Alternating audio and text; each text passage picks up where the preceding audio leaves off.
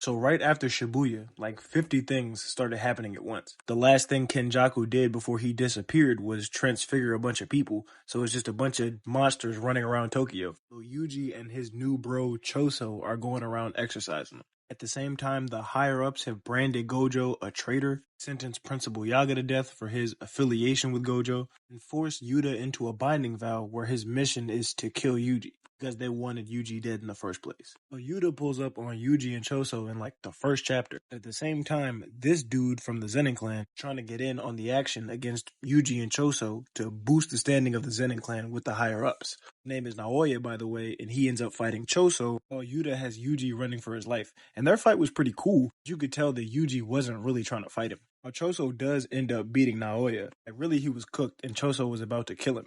Before he can, Yuta pulls up, dragging Yuji's dead body.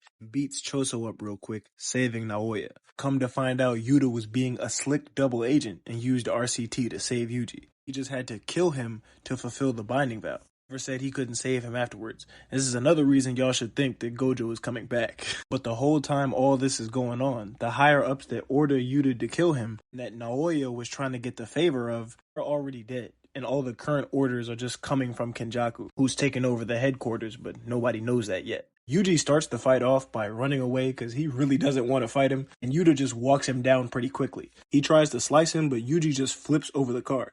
Yuta's surprised because he didn't know that he had superhuman strength. He says, "Oh shit, you're like Maki." And Yuji just punches the car at him and rocks him with it. But Yuta eats that and they just have a bit of a standoff. Yuji can just clearly see that his cursed energy is off the charts. And Yuta runs right back up on him, trying to slice and dice him. And Yuji's kind of shitting bricks like, damn, I gotta do something about this sword. Yuta keeps chasing him down, so he ends up jumping through this car window to get away from him. And there just happened to be a knife in there for him to grab. That's just awfully convenient. So they got a bit of a sword fight going, and they clash. And they're both just standing their ground, but Yuta kicks him in the stomach, knocks him off balance, and is about to slice him. Yuji's trying to defend himself, but Yuta just cut through his knife and sliced his stomach a bit. However, Yuji stays with the exchange, and after the slice, kicks Yuta's sword into the ground, and then breaks it, kicks it off, forcing Yuta to jump back. Now, Yuji thinks he evened the playing field, but Yuta just locks in and says, yeah, let's just get this shit over with. He has Rika just pull up right behind him and hold him in place, and then turns Yuji into a shish kebab.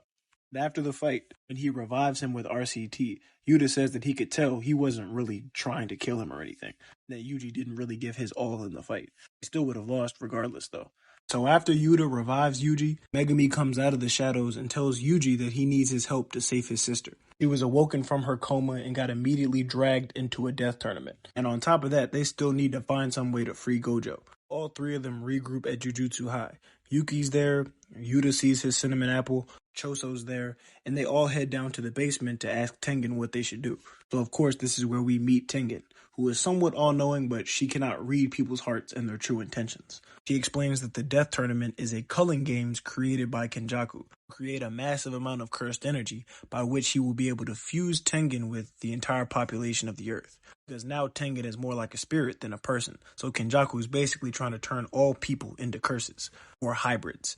This leaves everybody shook. Tengen goes on to explain that there's already somebody in the culling games who can free Gojo from his seal. She gives them the back of the seal used to trap him. So Yuki and Choso end up staying behind to protect Tengen for whenever Kenjaku pulls up. Everybody else leaves to enter the culling games and save Megumi's sister and find the person that can free Gojo.